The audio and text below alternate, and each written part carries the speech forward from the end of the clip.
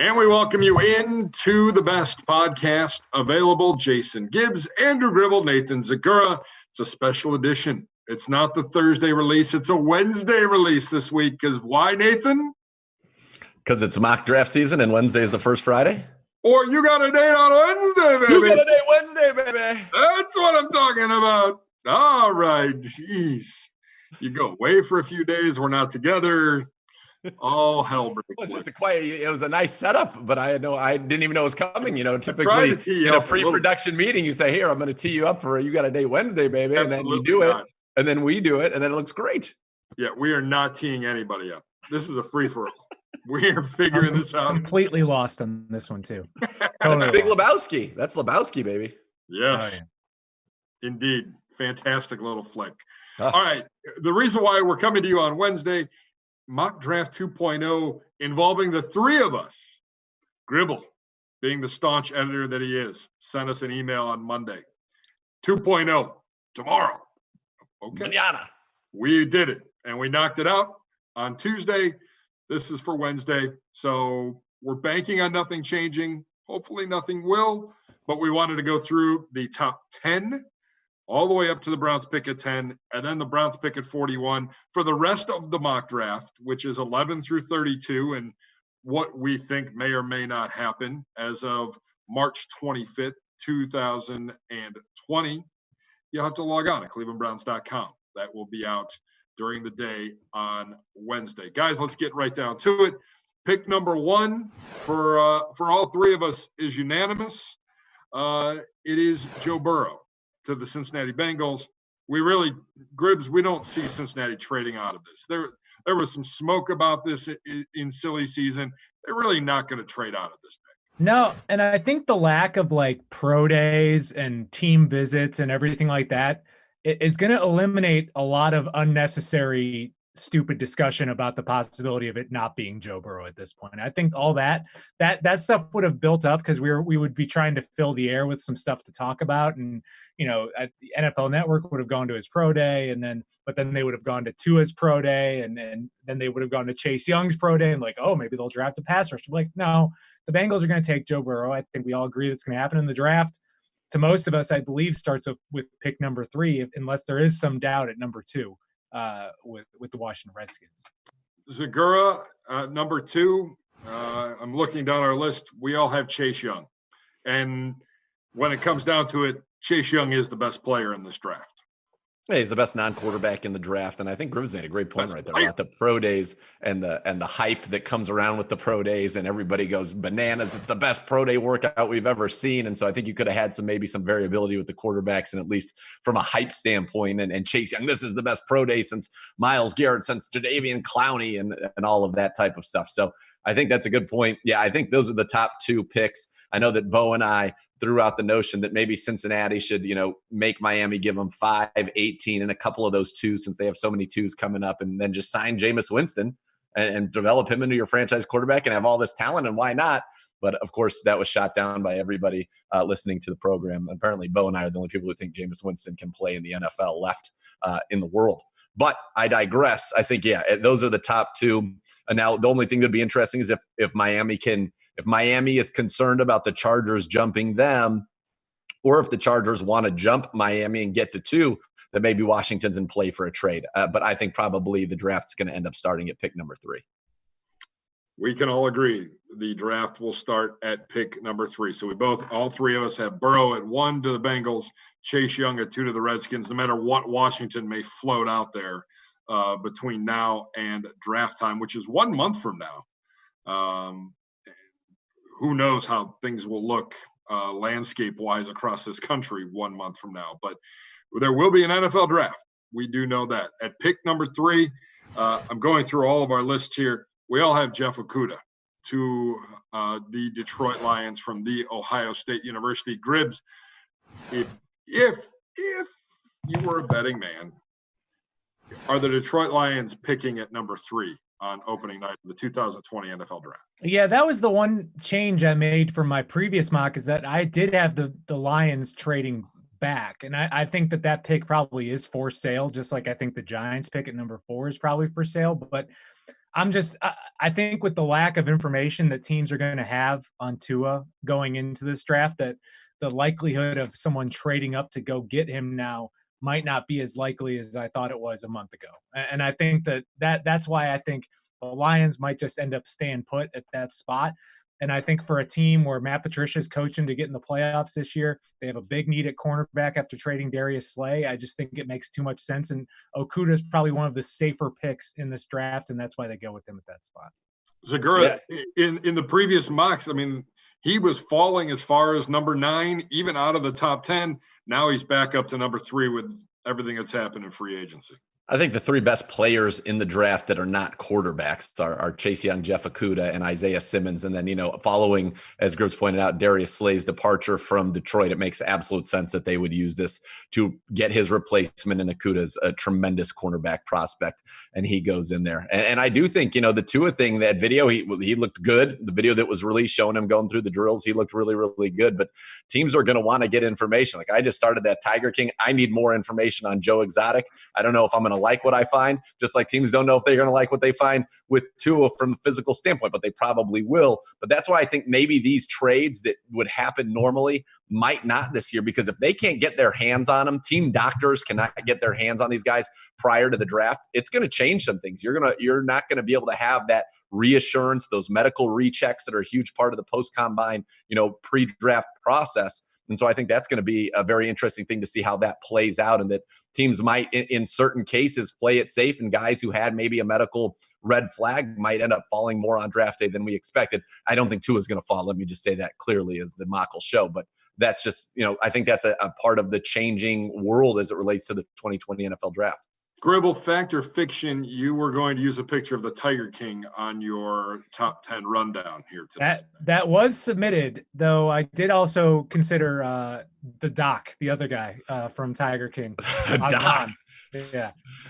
It's a wild ride that I cannot look away from with Tiger King. I'm just my goodness, I can't wait to binge some more of that. Every free moment I've had has been devoted to Tiger King. What I like about it is so far its ability, and again, I'm only 2 episodes in, and I'm told that that's the tip of the iceberg, and as if only if the iceberg's as big as Mount Everest. But whenever I think that they can't say something crazier or do something that just seems more far-fetched or outrageous, they're just like, do it like it's nothing. Like it's nothing. Anyway, I digress. Maybe somebody will do something like that in the draft, something completely crazy. I don't know. All right, let's go to pick number 4. This is where things start to differ a little bit. Gribble and I both with Mekhi Becton, the tackle out of Louisville to protect Daniel Jones. Gribbs, your reasoning for putting Becton as the number 1 tackle and not Tristan Wirfs? It's not a personal preference. I'm just trying to get in Dave Gettleman's head. And I think he's a guy that likes the big hog molly kind of guy. And I think that this is the biggest, meanest physical specimen at the tackle position. And I think that that's going to be hard for him to resist at that spot. I mean, the Giants were all sorts of bad last year. And I think the most disappointing thing was, even though you had the Saquon Barkley injury, their offense just wasn't very good. And I think that it should have been better. And I don't know if you plug in Isaiah Simmons on that team that you're going to feel any better about that team next year. I just think that if you shore up the offensive line, maybe you open up for a big comeback season for Saquon Barkley, and he can kind of carry your offense and at least just make that team more presentable next year. Yeah, I obviously went a little bit of a different direction. Would not surprise me at all if the Giants went with an offensive tackle, Mekhi Becton. I think, if we were to be able to post-draft see the draft boards of all 32 teams in the NFL, there's a chance that 4 tackles would all be the number 1 tackle on various boards. And I think when we go through this exercise, I have no idea if Becton's going to be the first tackle or Wirfs the second or Wills, Thomas, however it's going to go. We'll find that out on draft night. But directionally speaking, I think for them, it could be a tackle. I also think that, Isaiah Simmons is a guy that now people are talking more and more about as maybe being a hybrid Mike linebacker in the NFL. And, Gettleman would certainly know what Luke Kuechly meant to a defense down there in Carolina, and to get just, I think, the most dynamic playmaker in this draft on the defensive side of the ball in Simmons would be something that they would be very interested in this. It's a hybrid league. And by the way, they know if they want to win their division, obviously the Cowboys are a good team, but the team that's been the class of that division recently are the Eagles. And you need to have guys on your team that can match up with not only Zach Ertz, but Zach Ertz and Dallas Goedert when they go to those 2 tight end sets that really were the staple of their offense last year. So Zegura did have Isaiah Simmons going at number 4. So we talked with our esteemed producer beforehand, Jeff McDaniel, and Jeff said, "Hey, I'm building out the graphics for everything. What position am I putting Simmons at?" Gribbs, you're sure it's going to be linebacker? Yeah, I just think that, especially if he's going to go that high in the draft, I think the team that's going to draft him that high is going to put him at linebacker. That's just the gut feeling I have with him. But he's going to be moved all over the field, no matter where he is traditionally lined up at. But I think if you're taking him at number 4, I imagine you're putting him at linebacker. All right, at pick number 5, we move along here. The Miami Dolphins on the clock, and it's a unanimous one for the Dolphins. Tua Tagovailoa. I don't know if I've said that right yet. We're still a month off in the draft. Vailoa. Yeah. Vailoa. Yes. Vailoa. Yes. Whatever you said. That's right. Tua. Tua, as Jeff McDaniel said before we got started on things. Tua goes pick number 5. Odds are he will be gone before pick number 5. I think we can all agree, Nathan, that the market for him is going to be something to the effect of trying to move up to 3, trying to move up to 4, maybe even pick number 2 to go get a guy like Tua. So the thing that I find interesting about this, and with the way that free agency has shaken out, and we've seen this quarterback carousel spin, I don't know. I really don't know that there is that much of a market, because if, last year we came out of the combine, and what turned out to be the worst kept secret of the combine was that the Giants were in love with Daniel Jones. And sure enough, you come to draft day, the Giants last year draft Daniel Jones. I thought this year's version of that was that the Chargers love Justin Herbert, are just in love with him. They want him. So who's moving for Tua? Who's coming up that would want to get ahead of the Miami Dolphins for Tua? And Indianapolis has Rivers, but they got rid of their first round pick, which would have been 13. They would have been a team that you thought maybe could have tried to make a move up. But, you look at it, who's going to do it? The Panthers are committed to Teddy Bridgewater. You've got the Cardinals have Kyler. The Jags would be the one team I would think, but they seem totally content to roll out Gardner Minshew and tank for Trevor. I mean, it seems to me that's their plan. So I don't know who that other team is. And if you're to believe all the people coming out of Denver, Ben Albright, when we had him on our show, they're happy with Drew Lock there. They're not looking to draft a quarterback early. So Gribbs, I would ask you, who's the team that's going to make that move to jump into, above number 5 to go ahead of the Chargers or the Dolphins, or if it is the Chargers? Yeah, I don't think I have an answer to that. And I think that to me is like thinking that I've kept putting Tua in this spot that I think he's going to go to the Dolphins, but I'm already like pre-backpedaling from this pick, because if there's one player that I could see falling out of the top 10, it might be Tua. Because let's go back in our own personal history and remember all of the things that the Browns did in their examination of the quarterbacks before going into the 2018 draft. You bring them all to the building. You have them there all day. You have them going over the whiteboard. You have them just doing everything. You've done months of meetings talking about all these quarterbacks. And on top of that, you did a lot of medical checks. And that is the big one that the Dolphins are not really going to have. And they're really, this whole pre-draft experience is a once in a lifetime thing. And they're going to go into this pick. If they make this pick with Tua, I just wonder how good they're going to feel about it. Like how assured they're going to feel about it because of the injury. And that's why I could see it happening. I'm just not ready to put it on paper yet that it's going to happen. But there was just so much process that went into the Browns taking Baker Mayfield in 2018 that this whole process has been thrown off. And I do wonder, and all you know about Tua is like how amazing of a person he is. He's not getting the same opportunity to go in those buildings and wow every single member of that organization. I mean, so it's just going to be so interesting to see. And we talked about the draft starting at 3. I mean, to me, the draft starts wherever Tua gets picked, because I'm fascinated by that. Even though at this point I would still pick the Dolphins ticket. Maybe it's a good thing there's not a green room this year. I think he's going to go. I think they'll take him. And if he starts falling, it would be so Belichick to just jump up there and grab him, and then he ends up being great, and they go from great. Let me stress this: he is incredibly good, and if he was healthy, we would be talking about Joe Burrow versus Tua right now. But the health thing is, there's been lesser injuries that have spooked teams about players before. I think if the Dolphins having 3 ones makes them feel that even if one of their ones is a red shirt, they still got 2 ones this year, So I still think that he goes 5. We'll see. All right. We move on to pick number 6, the Chargers. And again, we're all in consensus. It's Justin Herbert, the quarterback out of Oregon. Here's a guy that, would it surprise you, Gribble, if Miami took Herbert over Tua?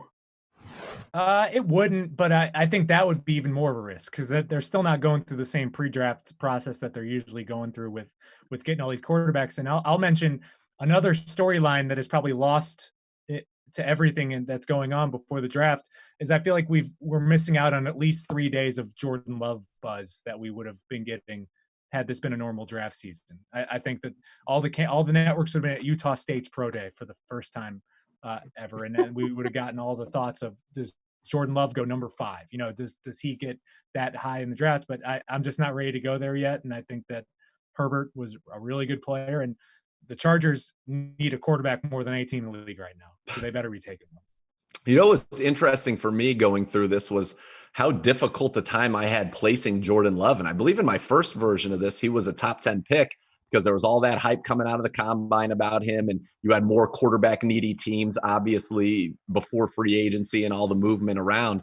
And I thought that, maybe a team like Carolina could do it or Jacksonville could do it, but Jacksonville seems completely committed to going with Gardner Minshew. So I had a tough time placing him just anywhere in the top 32. And I've seen some recent mocks from the experts and the analysts where he's fallen now completely out of the first round, which is a stunning development from what it was before. And I ended up putting him in the first round, I think, at number 23 to the Patriots. But I have no idea if that's a fit for them or if that's what they were looking for. But this is a guy that, coming out of the combine was considered a top 10 guy who absolutely would wow in a pro day setting because of his unbelievable athleticism, and probably would end up with a lot of what I would call Josh Allen level hype coming out of that.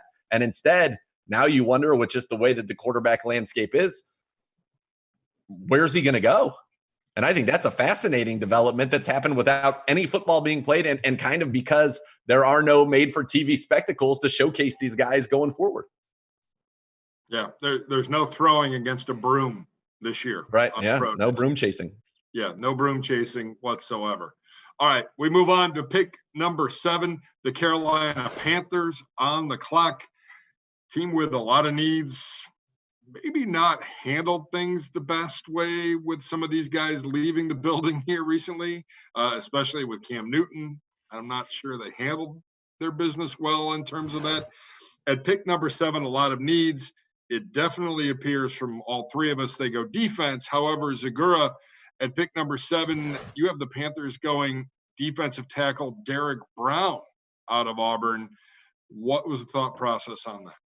Well, I thought he was probably, at this point, with Okudah and Simmons both gone, the best player on the board.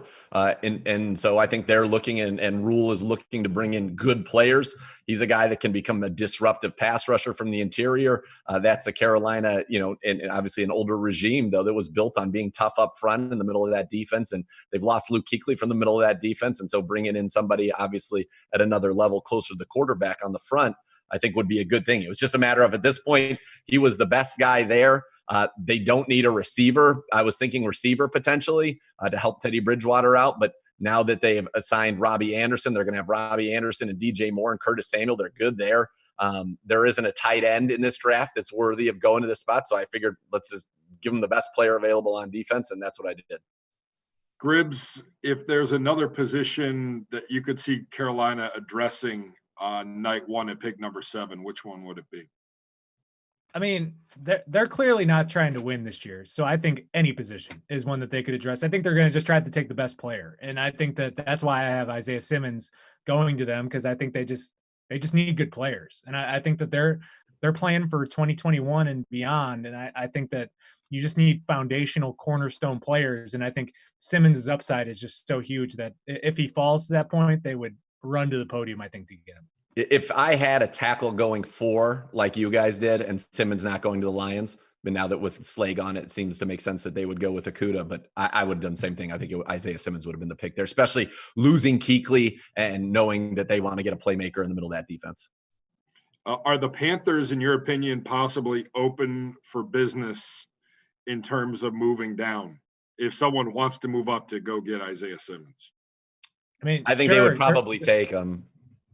Gribbs, go ahead. I'm sorry. Yeah, they're rebuilding. So any type of asset acquisition is always on the table. Zegura?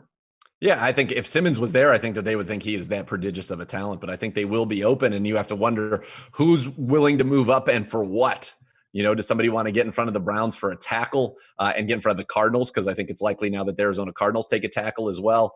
It's tough to see because there's so many receivers. I don't know that somebody would move up for one of these great receivers. And you're through really, if Simmons is on the board there, he's the last, I think, what we would all consider great player or great potential prospect in this draft. Brown would be the next one on the list. So, yeah, somebody could move up. I don't know who it would be, but certainly somebody could do it. Maybe the Jets want to do it. Maybe the Jets want to get Isaiah Simmons and give him to a Greg and see what he can do in that defense. All right, we move on to pick number 8, the Arizona Cardinals. For the longest time, I think there was a thought that wide receiver would make the most sense here. Clearly, they've addressed that problem, thanks to Houston and Bill O'Brien. We got them all going offensive line. Zegura, you have them taking Becton. Wills, Gribble, you have them taking Wills, and I have them taking Tristan Wirfs from Iowa. Gribble, we'll start with you. The thought of Wills going to Arizona. I think he's the best tackle in the draft, and I think for them, they just re-signed DJ Humphries, who is a left tackle but probably could play right, and then Wills has all of his experience at right tackle but could play left. So you just get someone that fits the best, and I think Wills makes them better on offense. If you're the Cardinals, just go all in on offense. Protect your quarterback, become this proficient, huge offensive team, and I just think that would be one of the last pieces they need to really get it going.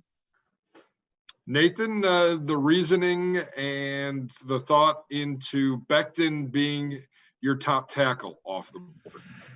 Just he's massive, and I think of Cliff Kingsbury, and I think of the fact that they run 4 receivers a lot, which means you need your 5 guys to occupy a lot of space, and I decided you put him on an island, and he's a massive man, and it just gives Kyler Murray, a big guy in front of him to help protect him. Again, like I said earlier, and I truly believe this, I think if you got all 32 teams' draft boards, there would be 4 tackles listed number 1 on various teams' boards. So I have no clue what it's going to go or how it's going to go. I think it's pretty safe to say right now, though, that you can probably pencil the Cardinals in for an offensive tackle at pick 8.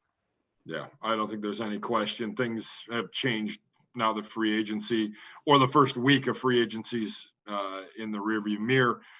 Tackle is a big, big need. You got to keep Kyler Murray upright if you're the Arizona Cardinals. All right, at pick number 9, Jacksonville is on the clock.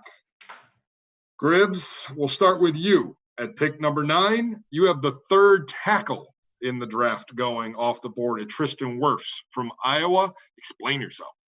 Well, maybe it's just because I'm trying to deploy the reverse jinx here, because I think this would be the worst case scenario, I think, for the Browns, because we don't know what the ranking of the Browns tackles is, and it could work out that the guy that they want falls to them at number 10, but the Jaguars taking a tackle here would make it 3 tackles off the board in the first 9 picks, and that could limit your options. Maybe the 4th one around that falls to you is not someone who fits in what you want to do on offense. We don't know that yet. So I think the Jags, though, would probably go after a Wirfs because he's just probably the best all-around offensive lineman. I think he could play tackle, he could play guard, he could play anything like that. And I think for the Jags, I mean, they just weren't very good at all on offense last year. So he would be the best offensive player to help them out and would protect Gardner Minshew or whoever they end up putting back there. None of us have any confidence whatsoever that a year from now Minshew is their starting quarterback. Seen that movie. He's not.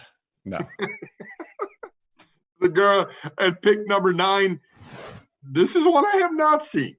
You have the Jaguars taking a wide receiver. Jerry Jeudy, the first one off the board from Alabama. Your thoughts as to why? You look at their roster. DJ Chark had a great season last year. I think it's just a matter of this is an all-time wide receiver draft.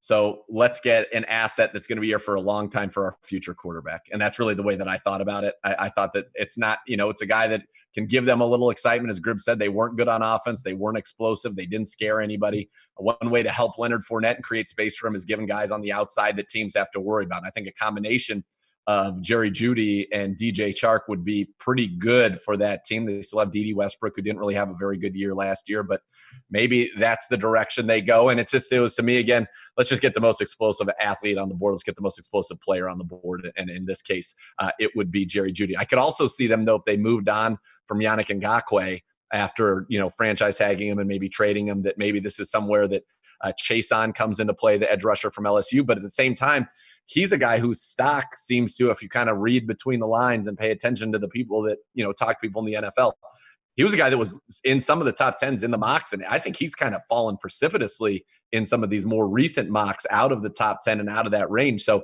it was a matter of, A, I didn't want him to take an offensive lineman so that we could have more of a pick. And B, I thought that maybe they would be doing their future quarterback a solid. So after they tank and get Trevor Lawrence, perhaps he's got built-in wide receivers ready to go. And you got to sell something to that fan base. Right. I mean, they're not exactly lighting things up from a ticket sales standpoint there. Being a fun offense is always better than being an ugly offense. And you go back to even some of those Lions teams that were terrible, but they had Calvin Johnson. They could throw it around, or even back to the Barry Sanders days.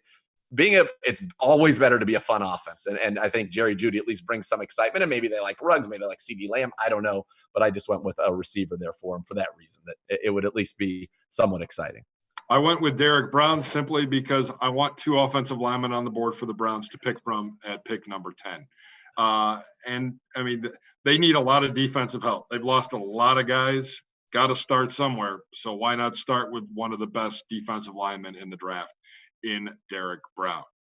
All right. So we've gone through the top 9. It is now time for the Browns pick at pick number 10. Cue the ESPN chimes, and coming to the podium, the commissioner to make the pick.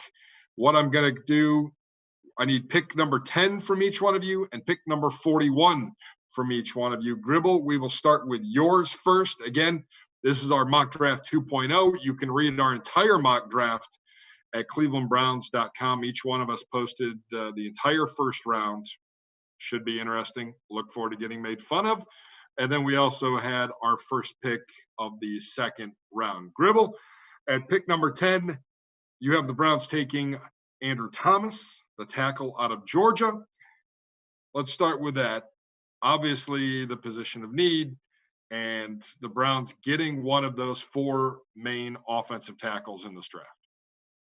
Yeah, and I think it could still be a really good fit for the Browns. I mean, this is the guy who, if you're looking at these 4 offensive tackles that we're picking in the first round or in the top 10, he's had the best college career. I mean, he's been the best performing tackle on one of the best teams and one of the best offenses in college football. I think he's a really good prototypical left tackle, has been recognized as a talented player ever since high school, as a 5-star recruit.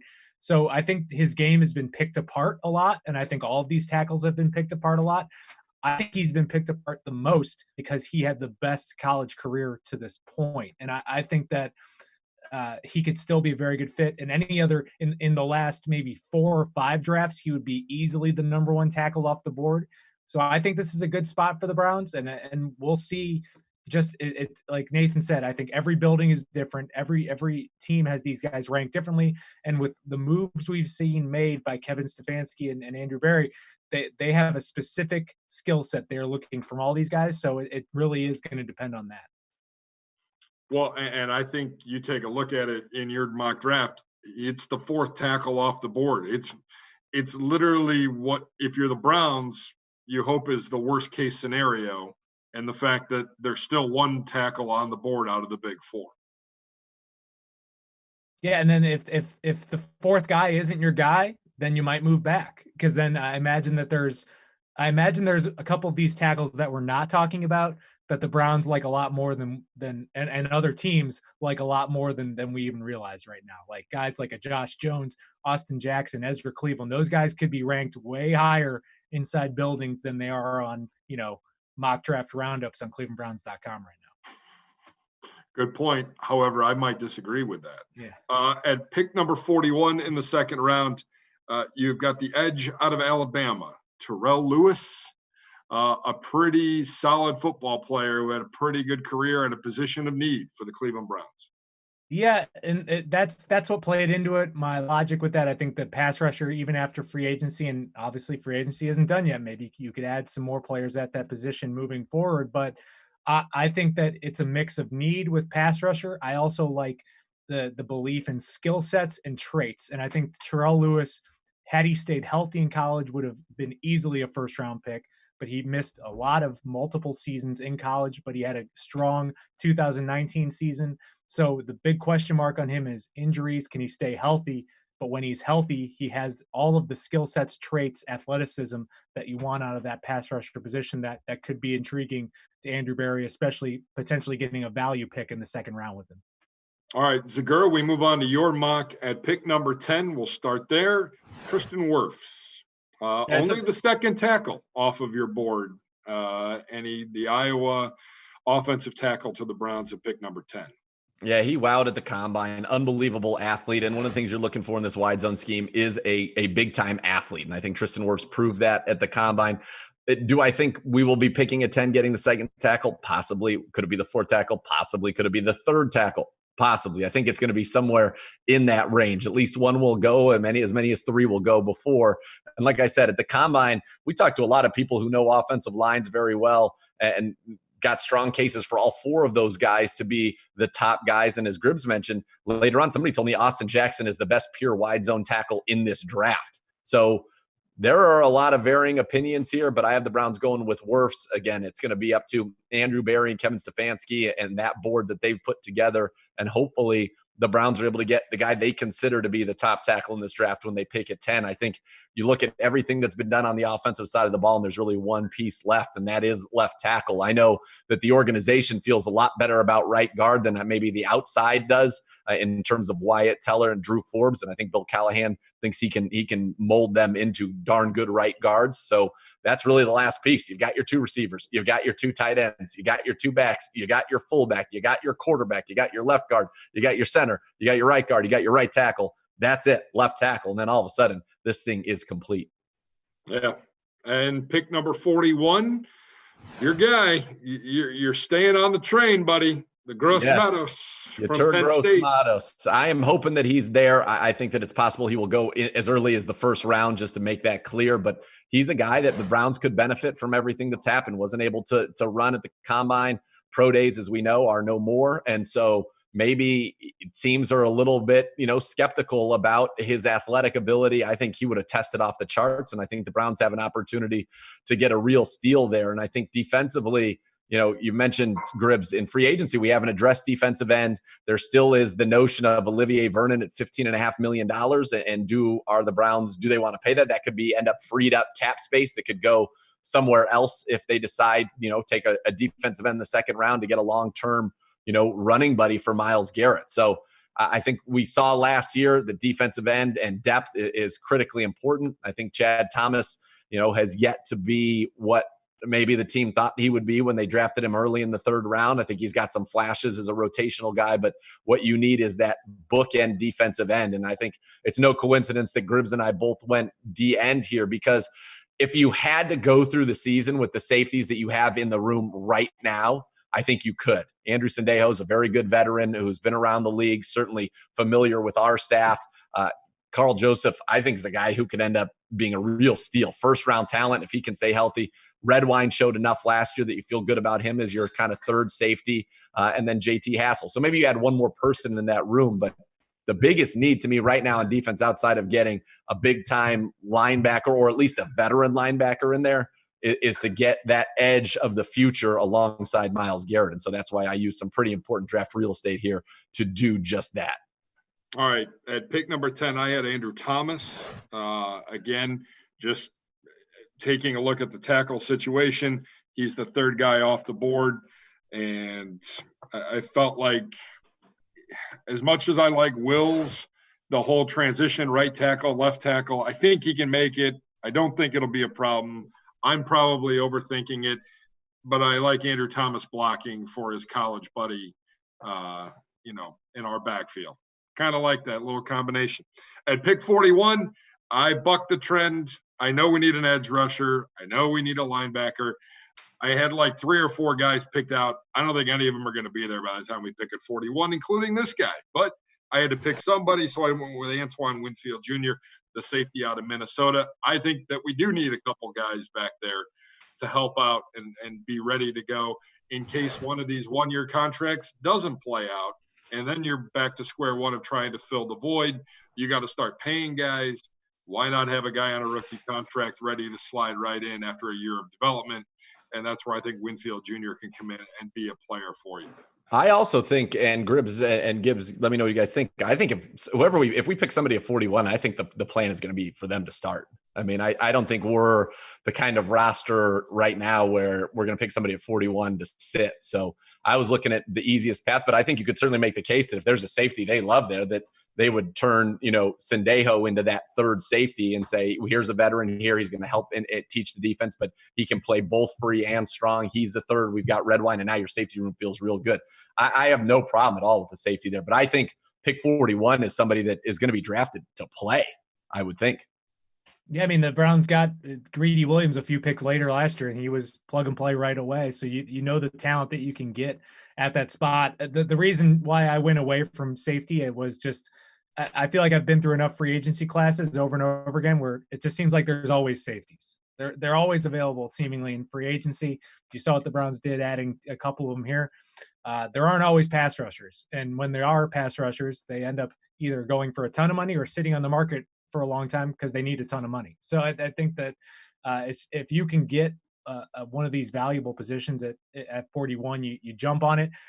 I would think that the position of need up there with pass rush is probably still linebacker, but just not a player that really makes sense at that spot in the draft. All right, before we wrap up here, and again, you can check out all our complete mock draft 2.0 first round picks 1 through 32 online at clevelandbrowns.com. What was the biggest challenge in putting together mock draft 2.0? Gribs, we'll start with you. I would just say figuring out I just have no idea what the Lions are going to do. And I think I made a compelling case for Jeff Okudah, but I mean, I could see them drafting 5 different players at that spot. And I think that all of that comes down to how it's going to affect the Browns at number 10. And I think if we're trying to get really crazy here, I think Okudah and Isaiah Simmons are the 2 players that I would see the Browns taking if they're available over an offensive tackle. Those are the 2 guys out there that I would think that where you really have to start questioning, are we getting the best available player if we're taking an offensive tackle? Zegura? I think the hardest part for me was now with all this crazy quarterback carousel spinning, as I said earlier, was trying to find a place for Jordan Love and trying to get him into the first round, trying to figure out, with the Niners, with that trade, losing Emmanuel Sanders, did they want to fill the defensive tackle role at 13 because the receiver's so deep, or did they want to take a receiver at 13 and then take the defensive tackle later on where maybe it makes more sense? And I ultimately went with them taking Henry Ruggs at 13. And you think about adding him into that offense would be pretty spectacular. So, yeah, for me, it was really just Jordan Love, a guy that, we were trying to talk ourselves into the top 9 picks to push some more talent to us. And now it's how do we find a spot for him in the first round? Who's the team that's going to bite? And even thinking through theoretical trades, who's a team that's willing to move up for Tua? And it was hard to come up with one. And then the Gribbs and I, we talked about that earlier. It just seems with so many unknowns and the way it's all going that you can look at teams on paper and say, okay, these are the needs, these are the directions they'll probably go. But even I think there's going to be more variance on draft boards across the league than ever before because of the limited information, the limited interaction. Yes, they get to do a video conference, I think, like this for the 30 visits, but it's not the same. And the whole process is going to be a little different. And I wonder, at Gribbs, you made a point about, Andrew Thomas being the best, most productive in college, so probably has the best college tape. And I wonder if this is going to be one of those drafts where teams rely a heck of a lot more on the tape than maybe some of the other things in the past. And it'll be curious to see what the results are and see if that's a trend that get people back to why do we change our ranking so much from when football stops being played to when the draft comes. And as we tape today, there are 3 quarterbacks that should be starting in the NFL that are free agents right now. I mean, and I don't know if Dalton is technically a free agent, but he's available. He's not going to be a Bengal. So right. it's Andy Dalton, Cam Newton, and Jameis Winston. I mean, those guys are available. And if I was the Chargers, I don't know how much they love Justin Herbert, but you want to sell tickets, let's bring Cam to town and let's just try it for a year and just see what happens. I mean, the same thing the Colts did. Yeah, I mean, I would give it a shot. I would trust all three of those quarterbacks over a Justin Herbert right now at number 6. Are we really going to believe that the New England Patriots are going to go into this season with Jared Stidham and Brian Hoyer? Are we really? Is that really the situation that we're going to believe is going to happen here? I can tell you who's not going there, though, and it's Jameis Winston. So I'm narrowing it down to Cam or Dalton. Dalton makes a lot of sense in terms of similar style, at least, to Brady. You dismissing Hoyer in the competition here? I'm not saying dismissing him in the competition. The guy's 1-11 in his last 12 games as a starter. I just don't think that's if you're trying to do Patriot type of things, that quarterback room doesn't scream, we're trying to win the AFC East again. Yeah, but I think we can all agree that tanking is not in Bill Belichick's vocabulary, nor is it in anybody's vocabulary inside that building. But that's why it's so interesting to see, and that's why I can't believe that they actually will go into the season with those quarterbacks. I mean, Andy Dalton seems to make a lot of sense. If they get Andy Dalton, I'm still picking them to win the division right now. Like I think that would be my pick to win the division right now if they get Andy Dalton. Are you warming up to Brady with the Buccaneers though? Yeah, the first time we talked about it, you weren't too sold on it. Are you warming up a little bit, Gribbs? Come on. I wouldn't pick them to make the playoffs today. I just don't think they're making the playoffs. Wow. Even with 7 teams. Wow. No, they're not making the playoffs. I love it. Wow. That is fantastic. Gribbs ending stuff the way he ended last week. Fantastic. Fire, nuking things. Gribbs, Gibbs owes me 2 separate Taco Bell dinners. So I'm willing to put one of my extra Taco Bell dinners on the line right now. Buccaneers making the playoffs in 2020. What say you? I mean, I need to have I need to have a playoff team that I think is going to make the playoffs that you don't think is going to make the playoffs. Then this is just about the Buccaneers. We don't need to bring more people in. Let's not muddy the waters. That's fine. I'll stand by that then. Okay. All right. Careful. Zegura eats an enormous amount of food, as we both know, Gribble. Yeah, careful. I'm good with that. All right. Mock Draft 2.0's in the book. He is confident. 2.0 is in the book. You've heard our top 10 picks and the Browns pick at number 41. For the rest, log on to clevelandbrowns.com. Make sure you log on to clevelandbrowns.com as well for this podcast or wherever you get your podcast. Like and subscribe today to the best podcast available. For Andrew Gribble, for Nathan Zegura. Thanks to Jeff McDaniel. Thanks to Paul Taylor. Zegura needs to go. It's Taco Tuesday. We're taping this on a Taco Tuesday. No coincidence, Gibby. Not a coincidence. I know. My taco day is on Thursday. All right. Thanks for watching. Thanks for listening to the best podcast available.